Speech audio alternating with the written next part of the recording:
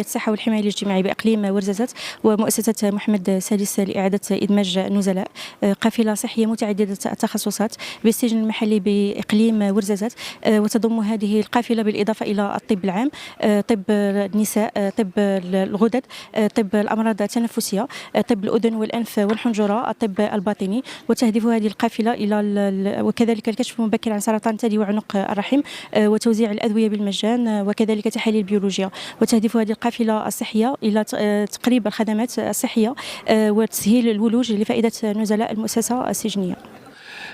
نظمت مؤسسة محمد السادس لإعادة إدماج السجناء حملة طبية متعددة، حملة طبية في التخصصات التالية: السكري والغدد، طب العيون، الطب العام، النساء والتوليد، قياس وتركيب أطقم الأسنان، الكشف المبكر عن سرطان الثدي وعنق الرحم، الطب الباطني والأنف والحنجرة.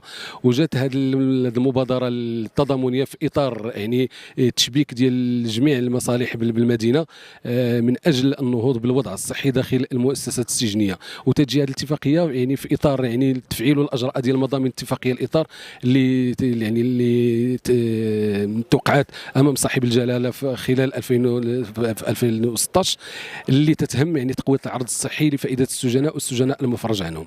اليوم المؤسسات تنظم قافلة طبية بشراكة مع مؤسسة محمد السادس لإعادة إدماج السجناء ومندوبية وزارة الصحة والحماية الاجتماعية وعملة إقليم ورزازات تحت الإشراف الفعلي للسيد عامل صاحب الجلالة بالإقليم، حيث استفاد من هذه القافلة ما يقارب 600 نزيل ونزيلة بمختلف التخصصات الطبية، وذلك في إطار استراتيجية المندوبية العامة لإدارة السجون وإعادة الإدماج من أجل تعزيز العرض الصحي بالمؤسسات السجنية.